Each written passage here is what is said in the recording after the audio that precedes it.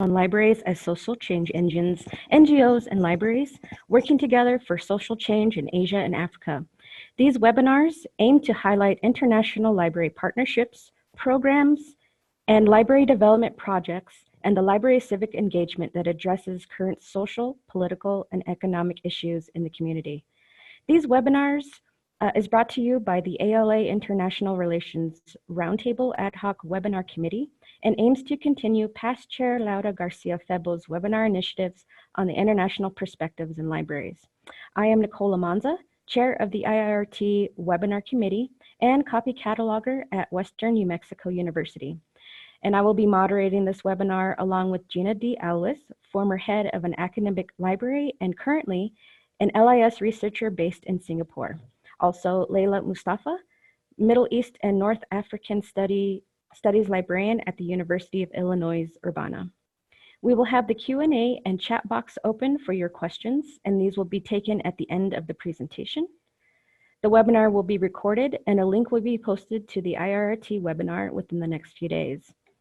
Today's webinar will highlight the Labuto Library Partners, a library development organization that creates libraries and trains and builds capacity for librarians to serve children and youth in Africa. I am more than excited to introduce you to our speakers today from the Labuto Library Partners. We have Jane Kinney Myers, founder and president of Labuto Library Partners in Washington, D.C., Elizabeth Giles, Director of Library Services in Lusaka, Zambia, as well as Given Bessa, Library Manager, Labuto Model Library in Lusaka, Zambia. So I'll go ahead and hand it over to you, Jane.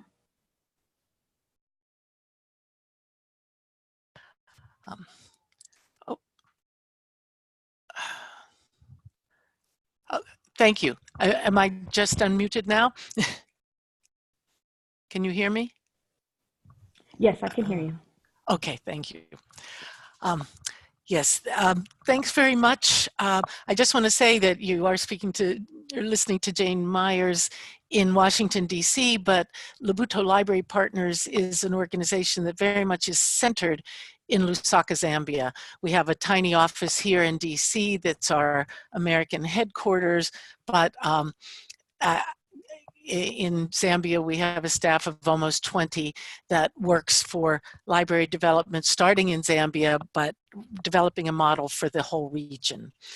And so we're not going to be talking a lot about our organization, which will be 15 years old in 2020, but what we do will become obvious in the course of this presentation. But just basically, for people that don't know, people often say, where is Labuto? And Labuto is actually a Bemba word, a word in the Bemba language, which is spoken in Zambia and parts of the DRC, and it means light, enlightenment, and knowledge. And so what we are going to be speaking about today is about how libraries, how professionally designed libraries and public libraries that should be working in the international context, how you can take a part in international development or development not on an international level as well. For people who are working in the United States or in other countries who may be tuning in, working toward the development of is the theme of this webinar is your community, but your community, your country, your society, that is really the role that libraries, the public libraries can and should play. We have a very powerful thing to offer society. And I think in general, for the large part, a lot of libraries, at least in the past, have been holding back from what they really could be contributing to society. So we sort of start at the international level, and I don't know if people are familiar with IFLA, the International Federation of Library Associations and Institutions, but that is the international library association that we may not have all had opportunities to participate in directly with their meetings that are held in different places around the world each year, but they are the place that brings the world together. And in the last few years, what IFLA has tried to encourage librarians to do around the world is to look at the internationally agreed upon development priorities that agreed upon through the United Nations.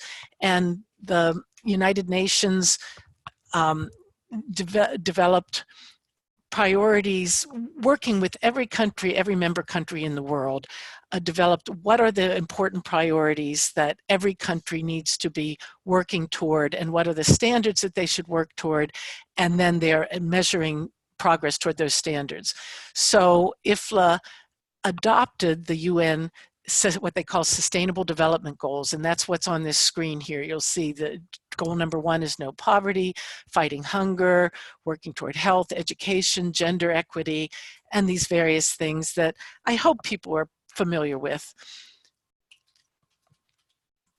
And attending an IFLA conference is really a wonderful opportunity, but it is something that's very expensive. Even, you know, trying to make sure you could get to an ALA conference might be a real stretch for a lot of people, or I saw that someone's tuned in from that has a name that looks like a Zambian name, trying to get to an AFLIA conference or a Library Association of Zambia conference can be difficult too. Because our focus is working in international development, we seek and obtain funding both for our operations, for paying our staff salaries, for what we do with establishing libraries, as well as, you know, we seek funding from organizations that are working toward particular goals in the country we're working in right now, which is Zambia. And with that funding, we also say that what we are doing has to do with this focus on libraries, but we're using libraries to meet those goals. So we've been able to get funding to attend IFLA conferences, and this first one, the one on the left, was the IFLA 2017 conference in Wrocław, Poland, and you'll see there that we managed to have a delegation of 4. 3 of us funded under a USAID program, PEPFAR, the HIV/AIDS program of the US government, that we got a 2-year grant from to use the platform of public libraries to fight HIV/AIDS. And they were happy to pay for us to spread this word to our colleagues at the IFLA conference in Wrocław. And then Bessa, who is going to be speaking later, received funding to be at that conference with us through EIFL and IFLA, AFLIA, through this consortium that is funding the African Library Young Leaders, IALI. And then earlier, when IFLA was in Columbus, we had funding from a UK foundation, Comic Relief, and the Open Society Initiative for Southern Africa.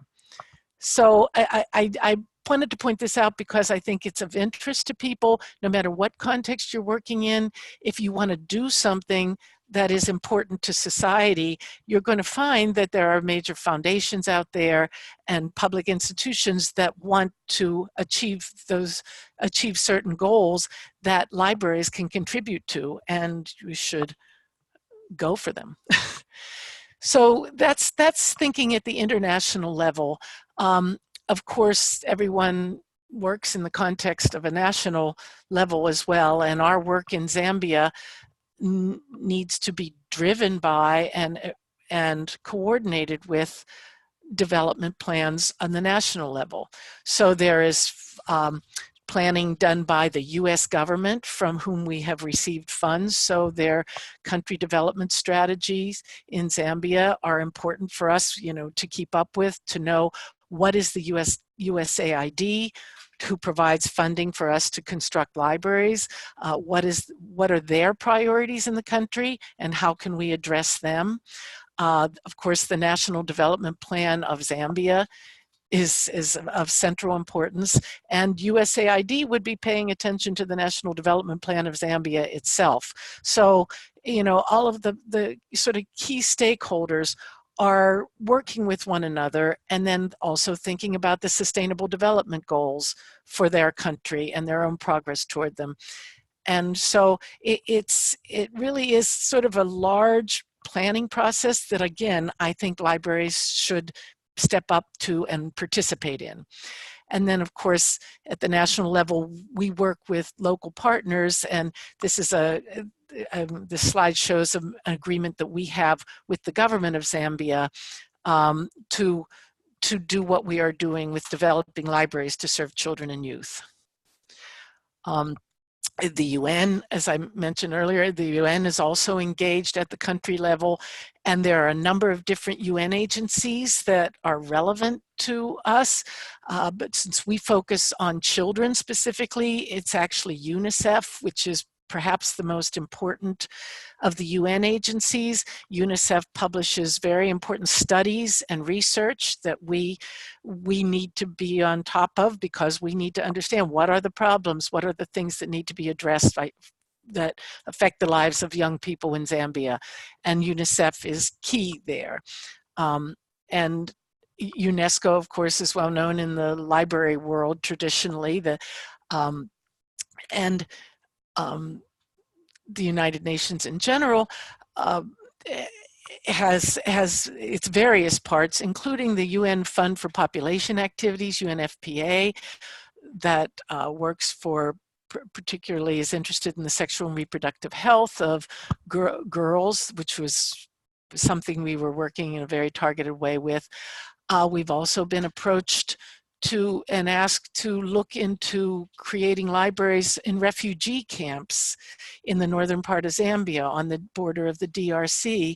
And so we will be looking to work with the UN High Commission for Refugees up there in the upper right-hand corner to coordinate with their understanding that changes through time, all the time. How they approached refugees 5 years ago is different than how they approach them today. What they know about what children need, what youth need, are something that we have to continually educate ourselves on, so that we know that we can address the needs appropriately.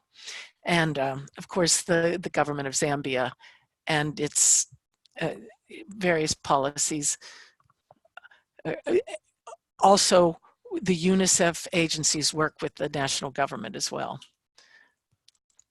So, are African libraries addressing these central development priorities? Is that happening?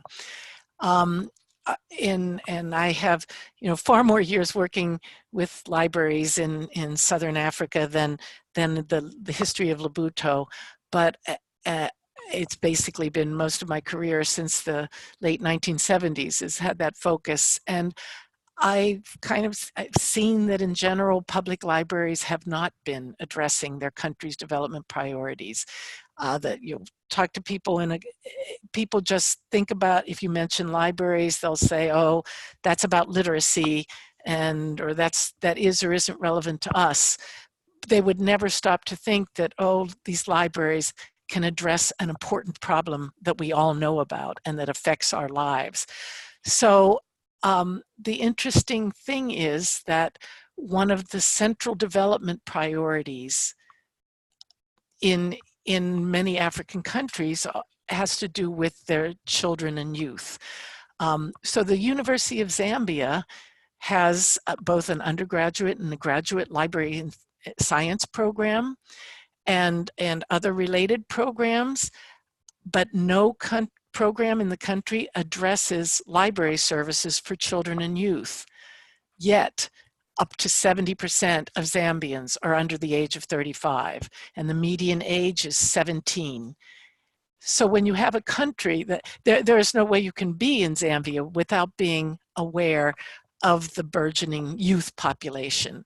And it is something that is overwhelming the educational system, but also the economic system, that there are many children that don't have opportunities to get an education, that their health is endangered, that their climate is endangered. The various things that affect the country as a whole affect 70% of the population, and yet our colleagues who go through the library science training in Zambia are not learning about services for children and youth. So essentially the libraries in Zambia were not addressing this major population. How are you considered relevant if you're not doing that, is sort of the question. So now I'll hand this over to Bessa, who will talk about the specific problems that our organization, in trying to address society's problems in Zambia in particular, that they will address. Thank you so much, Jane. Hi, listeners.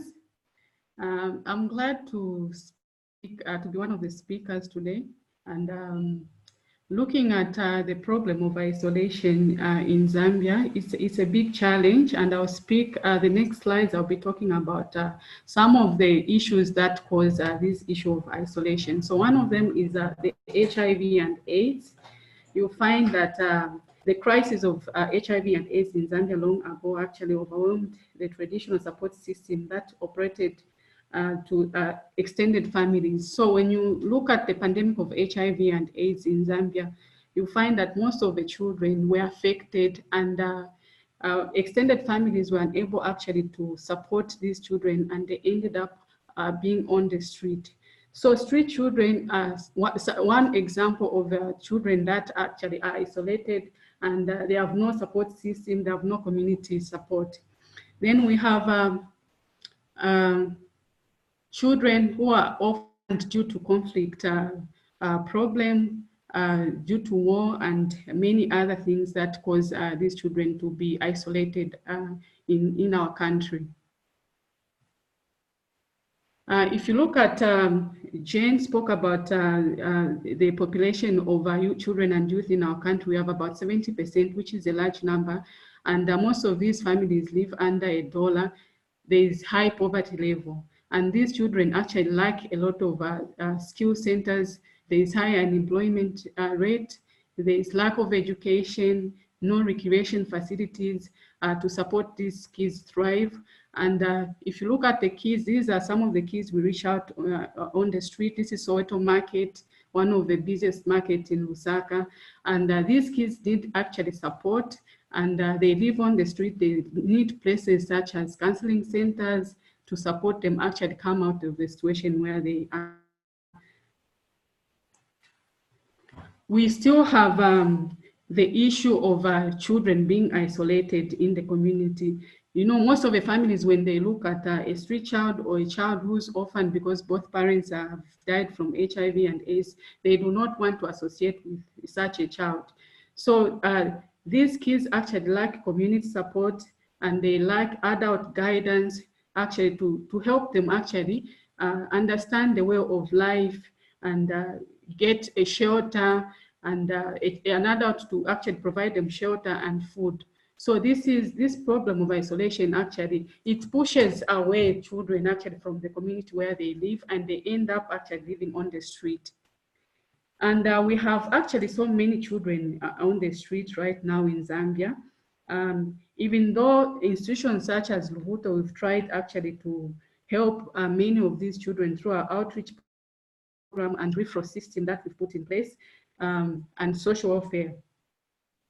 So we also have child-headed homes, and most of these child-headed homes are due to maybe conflict in a family. Maybe both parents keep on quarreling, and the child is traumatized, and they need a place where they can find comfort, and they end up running away from home. And also the high poverty levels. A child maybe is not kept well at home, they end up running away from home, or the issue of HIV and AIDS has actually contributed to most of these children being living on their own. And I've seen this in our library. Most of our children that you see in our library, you find that they come to access the services that we have with a sibling on their back, and this is just maybe a 9-year-old baby, and you find them all the time at the library with a baby on their back. You ask them, they are left alone, and there's no parent to support them. And if you look at the formal, the other issue I wanted to talk about is the formal education system. which is actually closed, which is a closed system that leaves many. It's either you are in or you are out. So many of this system, there is a lot of bureaucracy. If you want, even if a street child want to enroll into school or they want to get back, there's so much bureaucracy. You find that a school needs a national registration card for a parent for them to be enrolled. They need a uniform. And looking at high poverty levels, you find that most of these kids, it just blocks them away immediately when they come, they go to find these school places. And most of the parents are unable to actually find uniforms, buy uniforms or school shoes just to take a child. Even when it comes to enrollment forms, you need to go as early as 04 just to get a form for you to enroll a child, which is very difficult. Some just give up on their way and they leave children not going to school. If you look at the scholarship program, most of our scholarship, the scholarship program that are being provided even in the country, they were looking at a girl child because most of the time a girl child is vulnerable and they thought a girl needs to go to school. And you cannot blame most of these people, including us. We provide scholarship program for girls, but we discovered in the long run that boys were displaced. If you look at HIV and AIDS, the issue of street kids, we have more boys actually on the street than the girls, meaning the boys also are going through this trauma and they need our support. And that's the more reason why Lubuto actually came up with the scholarship program for boys, and we've actually supported quite a number of boys. So we are trying to balance both girls and boys to get enrolled into school.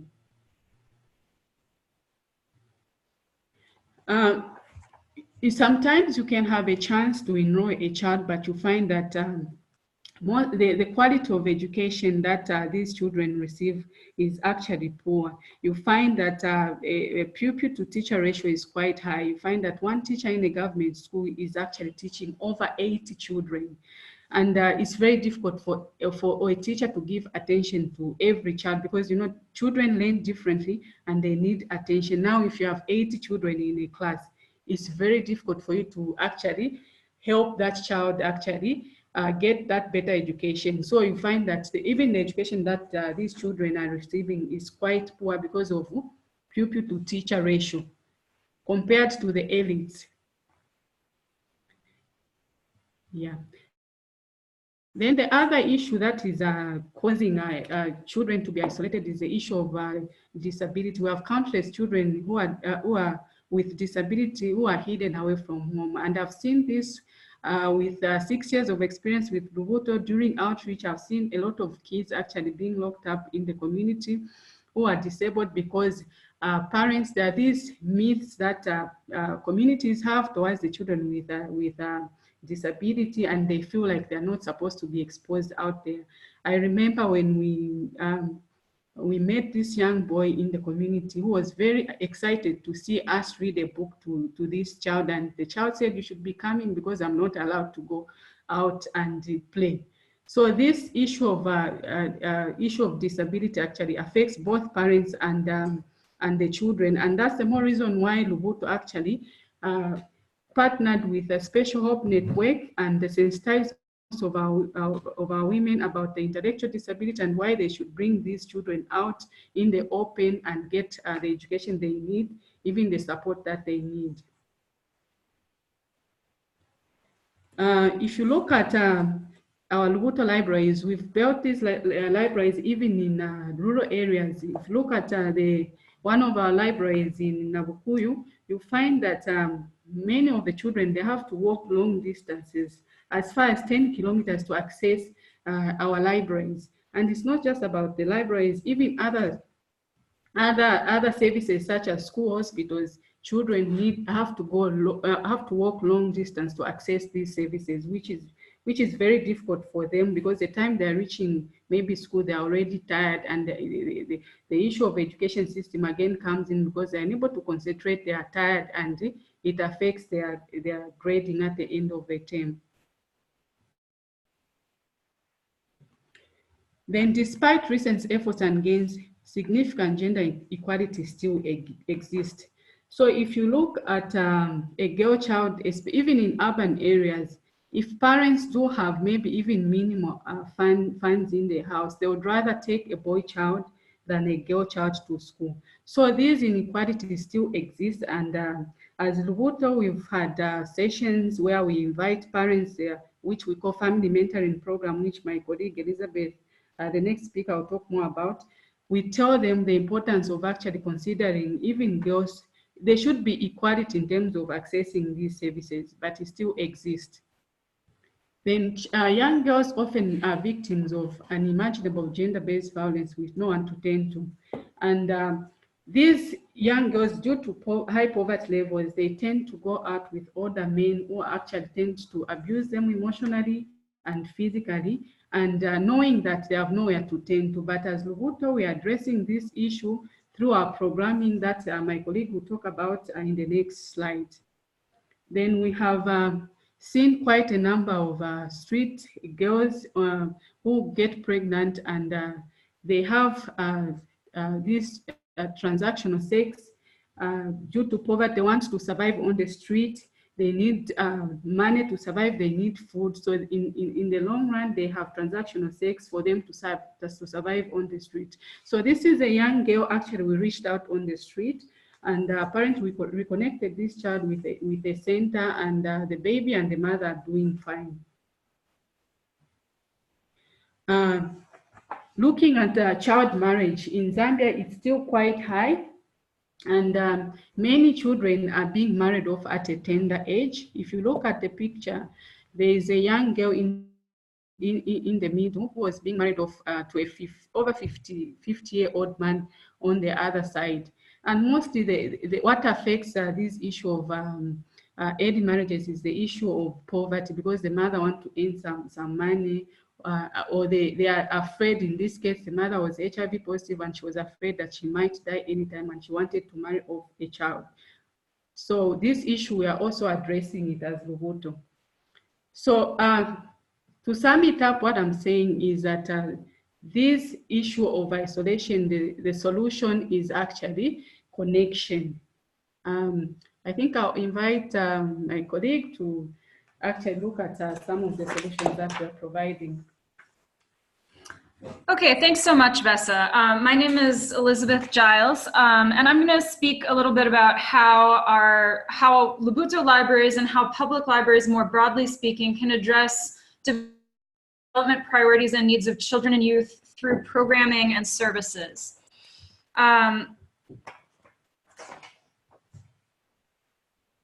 So Vesa just spoke at length about the problem of isolation and about connection as a solution to that problem. And we believe that public libraries offer a valuable means of connection and community to the children and youth that we serve.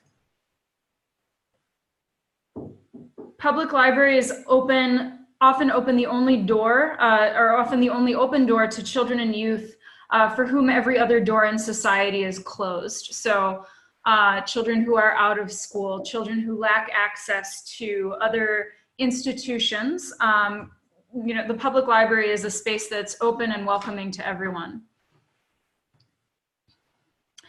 We believe that public libraries offer an inclusive complement to the formal educational system.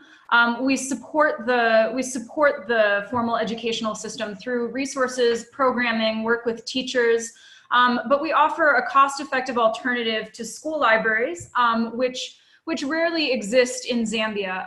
And you can see that it's an issue of government capacity. It's very expensive to invest in a library at the level of every individual school, whereas a public library is a community resource that can support a large number of schools through its resources and programming. We as Lubuto are able to improve teaching quality through partnerships like the one that you see here. We had a Fulbright professor who came to teach children's services at the University of Zambia, and who worked with teachers in our libraries to help teachers understand how to more effectively use library resources as a component of curriculum and instruction. You find that even where school libraries may exist in Zambia, there's little awareness of how to meaningfully use materials, or perhaps there's a lack of useful materials entirely, but lack of understanding of how to use those materials to complement curriculum and instruction at the classroom level. And so public libraries can offer a space for teachers to learn how it is that they can best use library resources in their teaching. Public libraries are a space that can educate girls without depriving boys. So we serve girls and boys together. We have targeted programming that addresses the needs of girls without excluding boys from the services, resources, and programs that we provide.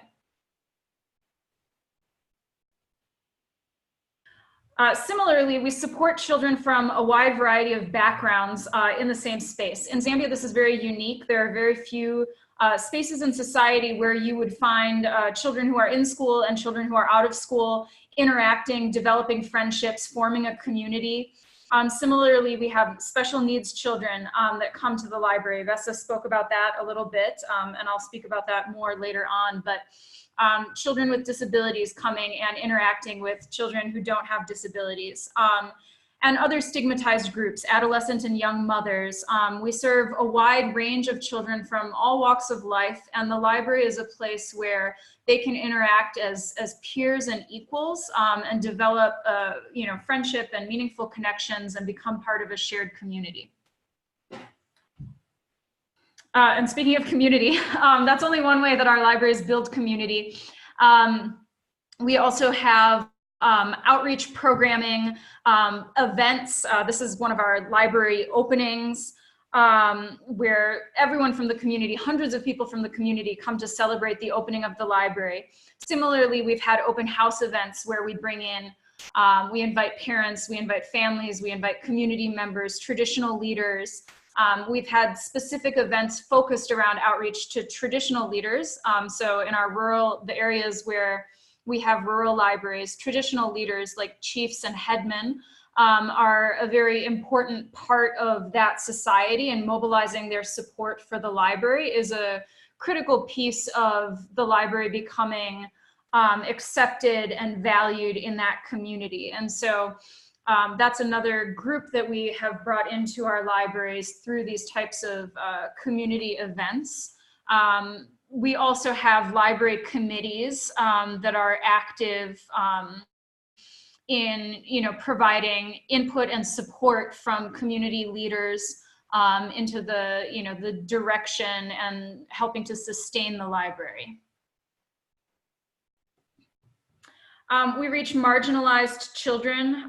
So our libraries are constructed in areas that serve large numbers of, or in areas where there are high concentrations of children and youth who are vulnerable. So children who are orphaned, who are living in poverty, children with disabilities, young mothers. And we proactively reach out to the most isolated and marginalized children in Zambian society through outreach activities, which are conducted multiple times a week from each of our libraries. Staff go out into the communities, find children who are out of school, who are living on the streets, raise their awareness of what the library has to offer in terms of services, programs, referrals, support from our staff, and also through partnerships to connect with marginalized and highly stigmatized groups of young people. And I'll speak about that more a little later on.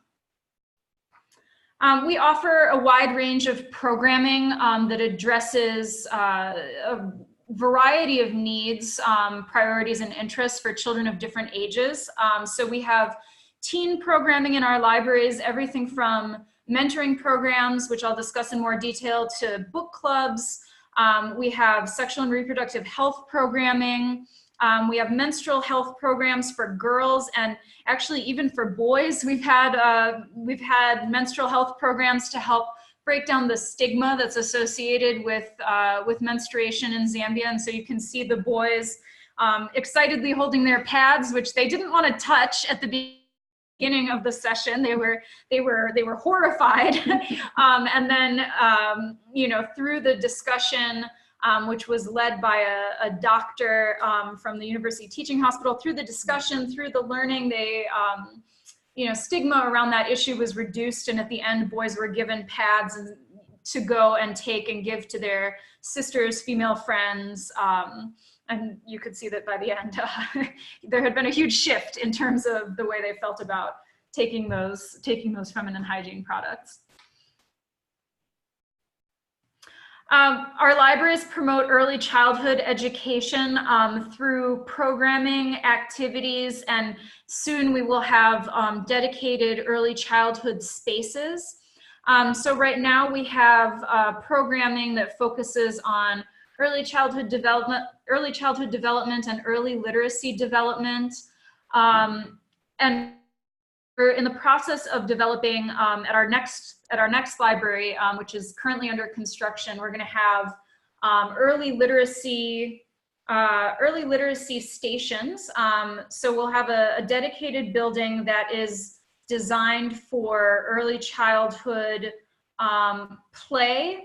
And so we will be modeling the, you know, as libraries do around the world, modeling the important role of play in early childhood development and in early literacy development, specifically by having these themed play stations that are supported by books and activities related to early literacy.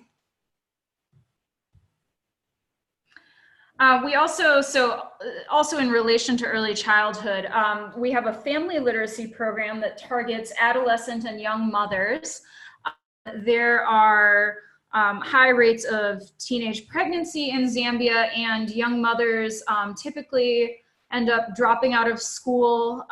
There's a lot of stigma directed at young mothers. A lot of people feel that they shouldn't be in school because they're you know, setting a bad example for their peers. And so once young mothers drop out of school, it becomes very difficult for them to re-enter school, or even to, you know, young mothers who've been out of school for years lack the foundational literacy that they need in order to, you know, consider re-enrolling or to pursue any other type of, you know, career, vocational training, you know, entrepreneurship. So our family literacy program teaches foundational literacy in English for mothers through a phonics-based learning program that is has both a self-paced digital component and a face-to-face instructional component. And then in order to, you know, eliminate the barrier that young mothers face of having to find childcare in order to attend a program, we offer childcare and early childhood activities as a component of that program too. So mothers come with their children, young children between the ages of birth and 8, and those children participate in early childhood activities while their mothers are participating in the adult literacy activities. Our libraries are spaces that give youth a voice, especially girls.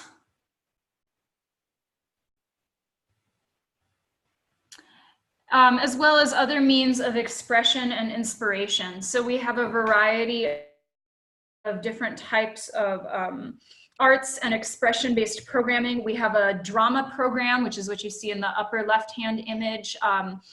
Young people in our libraries, they use books from our libraries, work together to adapt those books into plays, rehearse for 8 weeks, and then they have community performances that draw crowds of hundreds of people.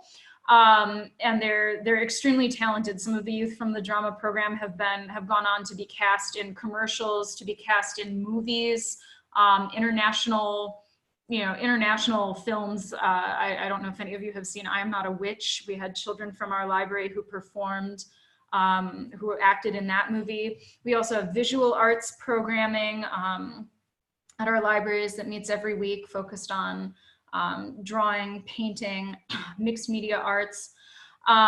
as well as you see in the bottom left-hand corner, our Zambian Sign Language Storytime program. And so I think that program in particular really illustrates a valuable role that libraries can play in, in reaching children who are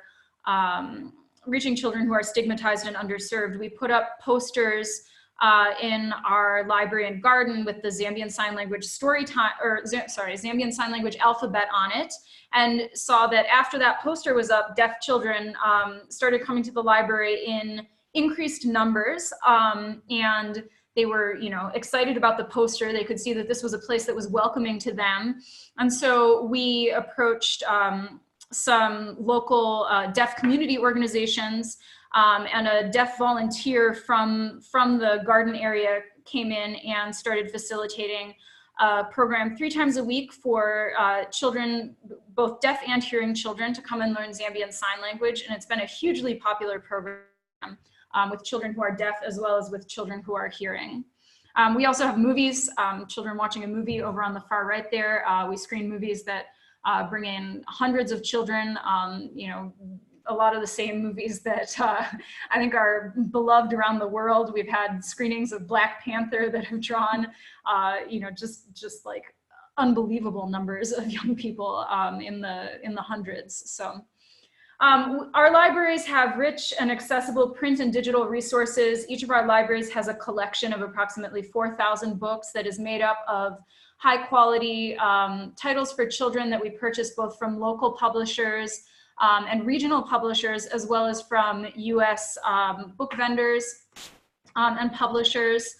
So our collections offer children both a mirror of their own experiences through local and African titles, as well as a window into the lives and experiences of young people from around the world. Our libraries break down gender barriers and prevent HIV and AIDS through mentoring programs. We have a variety of overlapping mentoring programs, role model mentoring, peer-to-peer mentoring, sexual and reproductive health programming. And through our mentoring programs, we've been able to maintain, we had a 2-year DREAMS grant that was focused on preventing HIV and AIDS. We offered on-site HIV testing and counseling at our libraries. And so young people would come out of the mentoring session where they had learned about HIV prevention, and we would have on-site HIV testing and counseling in a tent outside the libraries. And in that way, by offering testing in a safe and trusted environment with the right kind of support and the right kind of programming, we were able to, 100% of the youth that were referred for testing completed that referral, which is unheard of in public health programming. Currently, we are implementing programs at our library in Southern Province. We've developed programs focused on preventing early marriage, which is common in that community, through maker spaces that help to build the capacity of parents and communities to prevent early marriages. And one focus of the makerspace is skills training opportunities for parents and caregivers, particularly mothers, to develop practical skills that can translate into a rural livelihood. So things like basket weaving, hairdressing, carpentry, are skills that are offered in our makerspace. We also have plans to develop, high-tech makerspaces for our libraries in other areas. And we had a coding camp at our rural library in April of this year that was very high-tech, that was focused on taking girls who had limited to no experience with technology and giving them a foundation in skills like coding, robotics, electronics, circuitry, computer architecture. And that was a hugely impactful way of increasing also their self-esteem, their sense of what's possible for their own futures. Many of them, had never touched a computer before, and so they came away with this, this sense of confidence and self-efficacy as a result of that experience.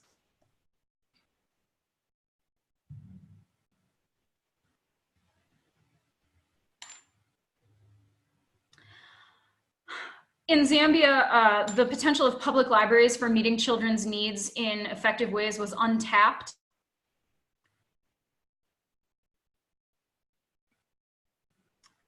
Lubuto's public libraries show the possibilities for the role that public libraries can and should play in addressing the needs of children and youth, as well as demonstrating the impact.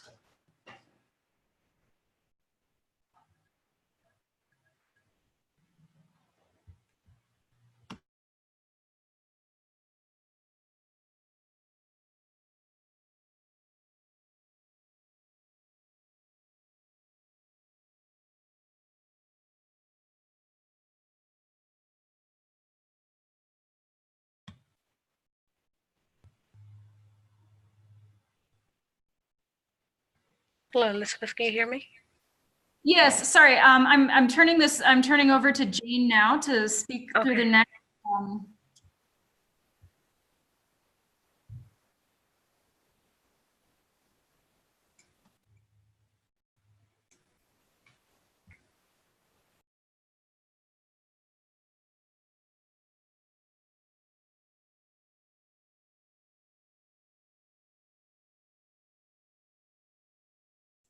Jane, Hello? I think you might have your. Okay, Oh, sorry. go ahead. I thought you had needed to unmute me.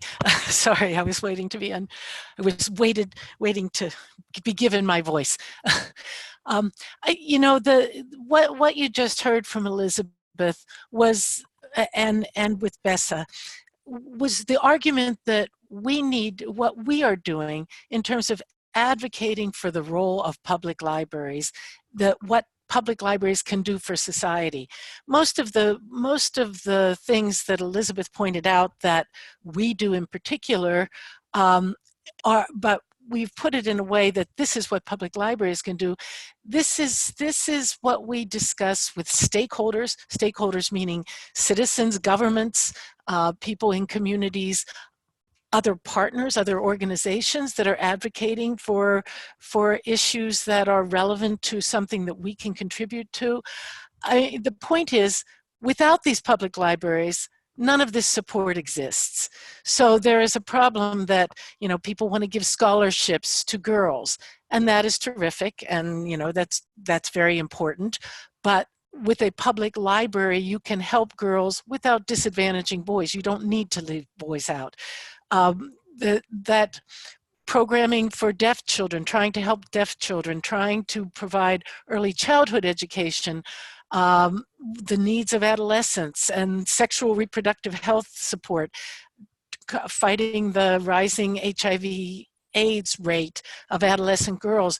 These are all problems that both governments and the organizations that support development and relief programs in countries address, but they look around at the environment and there aren't necessarily, libraries are not considered a player in that. And so our big point is that we need to understand how the important role that libraries can play. Instead of saying, this is what we offer, let's look at what society needs, what stakeholders are saying are important, what the community itself is showing us is important, and let's us address that. And so the only way we are able to do that is to get development funding for these efforts. And I think librarians traditionally say, well, what we have to offer is we can work on literacy, and we can provide information. Very, very often, for example, in Africa, for a long time, libraries have been saying, we can fight the HIV/AIDS pandemic by providing information. And none of the major funders in development have seen that as something that was really going to be effective. These are public health professionals who are saying, well, it's not just information that's needed.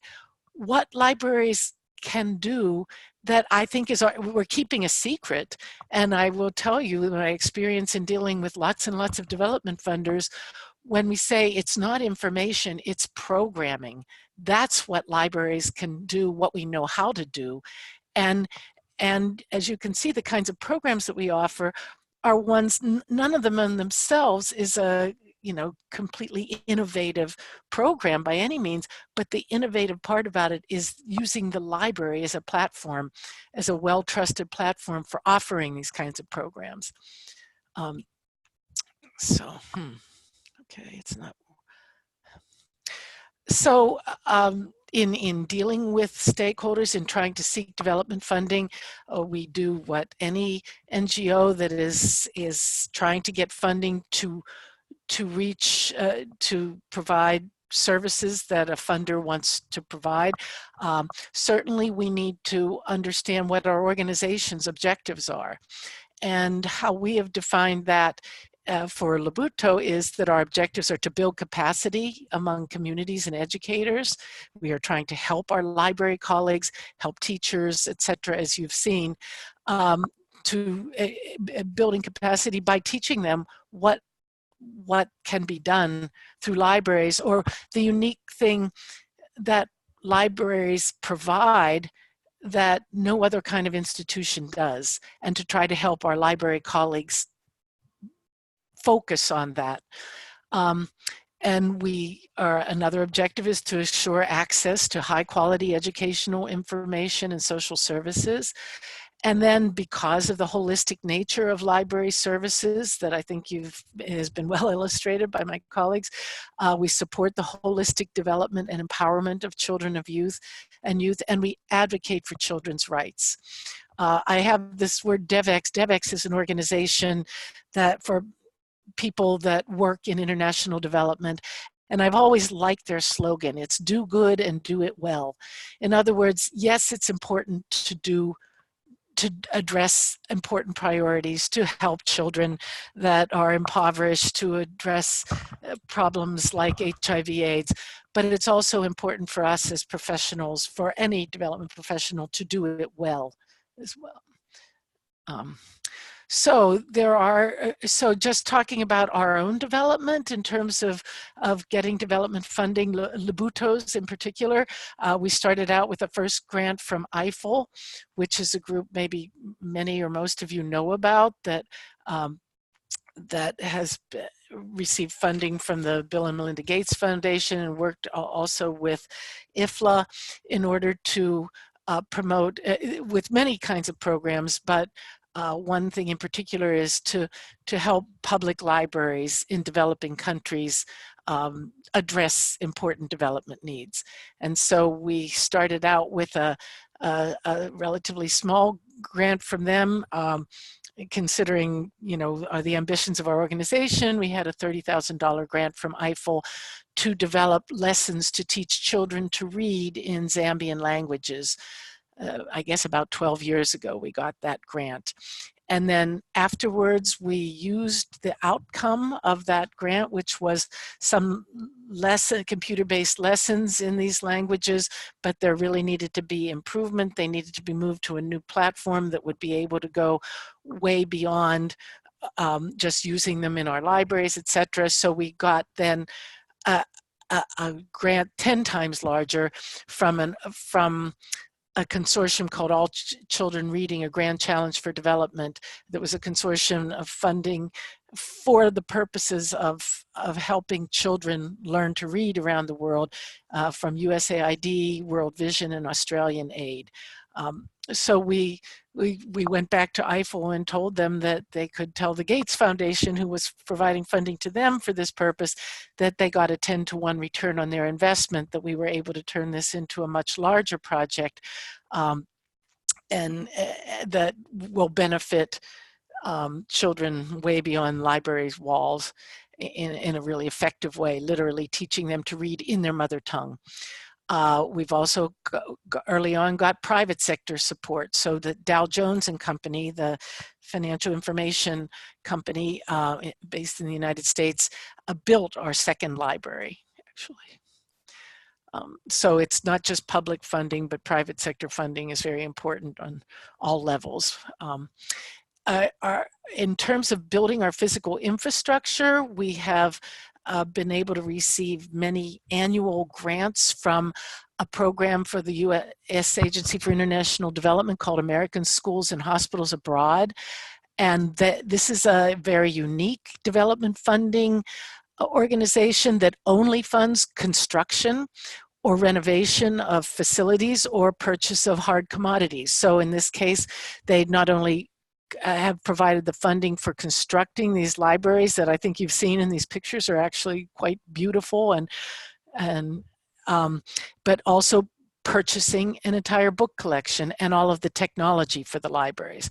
So that because of that, we are able to help our colleagues and help stakeholders in Africa understand that you cannot really build a good and focused collection based on book donations. The book donation programs are maybe helpful in some limited ways, but that actually if they want libraries to be good and to address their needs, they need to be provided with an acquisitions budget. And for librarians to be focused on the needs of their community and making cost-effective decisions about how to meet those needs, you know, to make acquisitions and collection development decisions, you need to have the ability, the wherewithal to purchase the materials that are needed. And thereby also helping the publishing industry in Africa and elsewhere, and being able to really have materials that are the best materials to address the needs of the population. After our first ASHA grant, I mentioned earlier that we'd received funding from Comic Relief, which is a UK foundation that was interested in education for children in Africa. And that funding came through one of the Open Society foundations, the one focused on Southern Africa, OSISA, the Open Society Initiatives for Southern Africa. And we had 4 annual grants from OSISA. What they funded us for, essentially, was to advocate for this model of libraries, of public libraries serving children and youth. So OSISA only funds advocacy activities. But in this case, what we showed them is that public libraries serving children, which were totally missing on the landscape, were an important part for creating an open society. And so they have supported us in this way for their objectives. And I guess the important thing about all of these funders is they have different objectives. We look for opportunities that are congruent with our objectives too. So what came along some years ago was that the President's Emergency Plan for AIDS Relief, PEPFAR, which was the US government's AIDS fighting program that's been around for about 20 years now, and certainly the most successful foreign aid program of the US government, considered that way by everyone. They found that after all these years of trying to fight HIV/AIDS infections, that the infection rate for adolescent girls was going up suddenly. And so they were looking for innovative ideas to address this because they realized it was not just a health problem. There were 800 applicants for a grant for these DREAMS grants that were 2-year grants looking for innovations, and 800 applicants from around the world, and 56 organizations received grants, and we were one of them. I feel quite certain the only library organization that even thought of going for these grants, but when you think about it, we knew that we were able to address things through our ability, through our knowledge of the girls, through integrated and holistic programming, as was described earlier, and certainly the outcome of our 2-year DREAMS grant was considered a great success. But basically, you know, all of these public health people said, well, libraries, what do you mean? And we said, this is what we can do.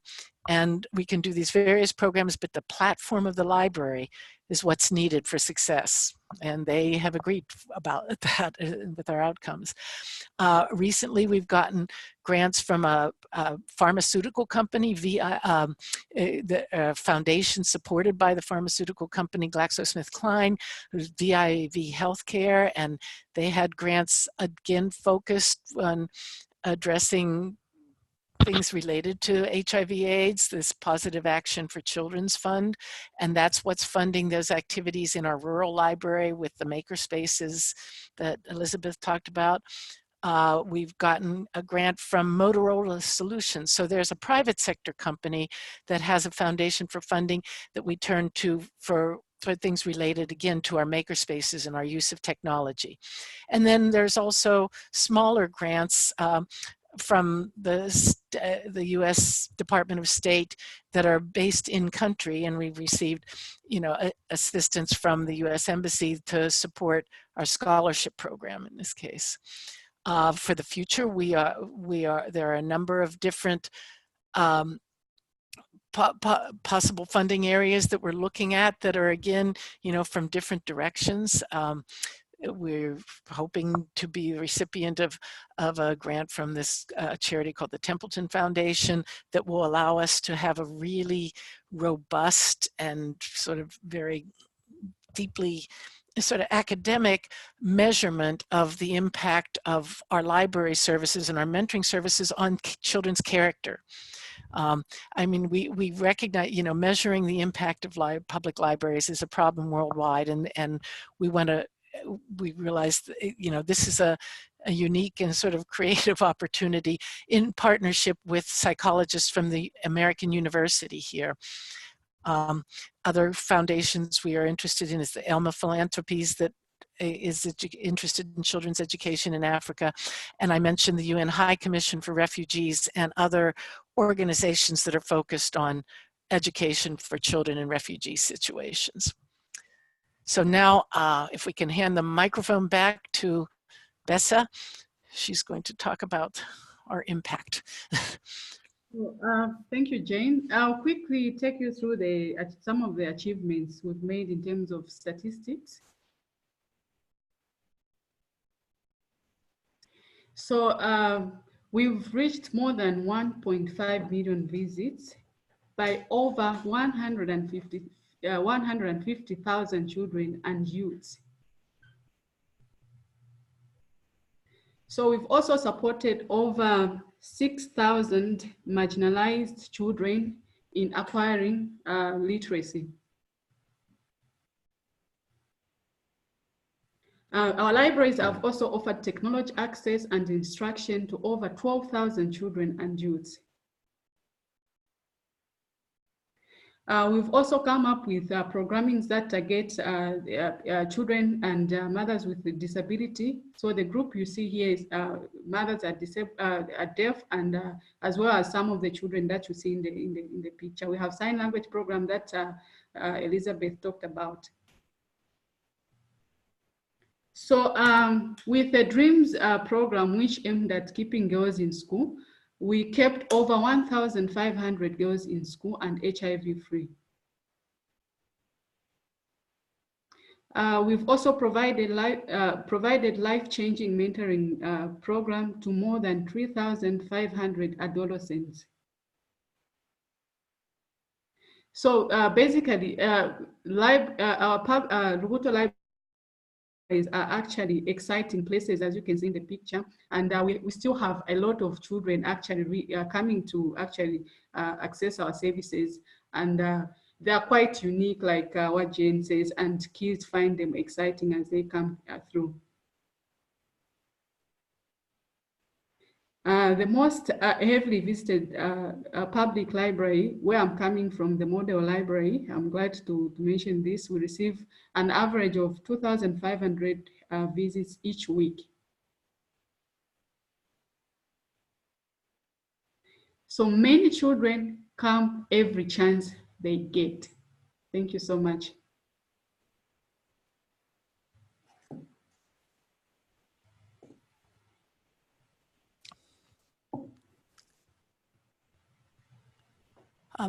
I believe we're finished. I don't know if there's time for questions.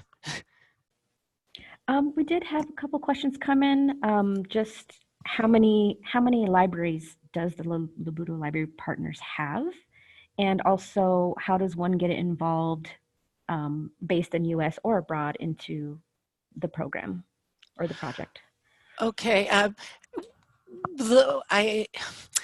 don't know that I can say how many libraries Lubuto Libraries Partners have, because once we establish one of these libraries, they're all owned and operated by local host organizations. So we do not own Beyond the Model Library, which is a central training center where we do not actually own the libraries we've created. However, so of the libraries that we have sort of running right now are 4. We have one library opening very soon. That's just being finished off. We've gotten grants for yet another library or in the Lusaka area that we've begun construction on. And our following grants from American Schools and Hospitals Abroad we're using to further develop our model library into to have the ability to do distance training and really focus on our capacity building. So we're not really necessarily looking to create libraries everywhere. I mean, I get a request once a week, but please bring these libraries here and there. And we certainly are hoping to go to Malawi soon, because that's the neighboring country that really desperately needs something like this. But I think it's probably pretty clear that our focus is trying to help society understand what libraries can do. That's why we measure their impact. That's, people's jaw sort of drops in surprise when we say that the heaviest used library has 2,500 visits per week. It just completely goes against anybody's conception of what they think libraries can be. And so a big part of what we're doing is just trying to show society that, and then to try to help our librarian colleagues understand what they can do to also have that kind of impact. How can you get involved? Well, if you're in Zambia, we have lots and lots of people who come and volunteer in the libraries, some of whom have subsequently joined our staff as well. But, if you're going to be a teacher, it's a really terrific opportunity to come in and understand what good literature for children is, and how important it is, and what you can gain for children by reading to them or working with them with technology. Anyway, in Zambia, how you can get involved is just perhaps come and visit the model library, see if there's a library near you that you can get involved in as a volunteer. In this country, we used to have a group of volunteers who helped catalog and build our online catalog for the libraries, but we have over the years worked toward building the capacity within our organization, building the capacity in Zambia to do that. So we have just transferred that whole operation to Zambia. So actually, we do hope some of our colleagues and some of the students in the library school at the University of Zambia will be joining in with the cataloging. We currently are looking for a volunteer webmaster. If whoever answers that question is really interested to know how to actually really roll up their sleeves and get involved in helping us. And we are also looking for more involvement from people with expertise in children and youth services. You could write to me about that. We have the website. You could write through the website if you were interested in and had something to offer with that. Otherwise, we are a nonprofit organization. We are always looking for ways to obtain, to sort of grow our list of people who are financial supporters. And yeah, sorry, I thought of another recent way too that people could get involved, but I can't, it's slipped my mind right now. But we're open to ideas if there are ways people feel they can help. Again, our office is based here in Washington, D.C. I know that what I was going to say is, and I know out there in the audience who at least signed up to participate was Samantha Hyde, who went as an intern from Indiana University's library school, went as an intern this past summer and set up some very innovative programming, science programming and music programming for early childhood. So we are certainly very much open to people going as interns or on short-term trips to be able to, but really focused on specific, developing specific programs, working with the librarians to try to help improve children and youth services from different perspectives. Any other questions? Great, thank you. Yes, we do have one from Justin. He asks, and I think this is regarding one of the slides of support holistic development and empowerment of children and youth. And he asks, how does the third objective look like in details? Let me see here. Support holistic. Well, I think the details of that were kind of exactly what Elizabeth was showing. Support holistic development. I mean, the point is, again, Justin, think about the fact that we are not talking to other librarians when we talk to development organizations. So development organizations that want to empower children and youth, they might say, okay, let's have a program for the next 2 years where we have youth clubs or something like that, or let's help young girls recognize their rights through programs that just run for a certain period of time, after school programs, etc. Our point is the library environment, that whole community that I think, you know, both Bessa in talking about the problem and Elizabeth talking about how libraries can address those problems. Our point is there is no other holistic environment. There is no other environment. If you're a young person, there are either schools or there's home. There might be clinics that can address certain problems that you have, or there might be, if you're lucky, a community center.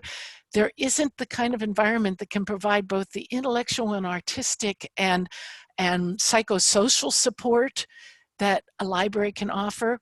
The other thing about libraries that is a really important thing to mention that I guess wasn't emphasized in this presentation is that the community can use the library as a platform.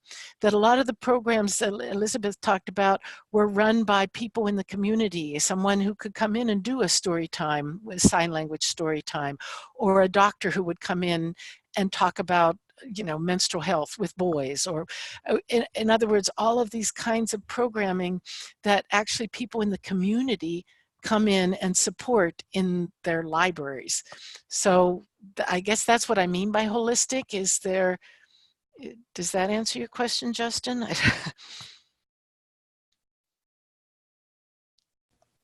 Okay, great. Thank you so much, Jane. I think we don't have any other questions moving forward. And if any of our panelists or those that watch the recording have any questions, can they contact you through the website, the labuto.org website? Yes, and Okay. it's just simple there on the bottom of the screen, www.labuto.org. Yeah, and we'll also just taking a look at our website if you have more questions.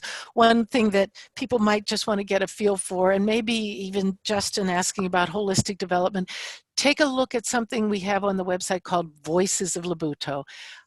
It is just little snapshots of all of the different young human beings that come and use Labuto libraries in various different ways. And it's certainly far beyond literacy. I will say that. Okay. Thank you. Okay. Thank you.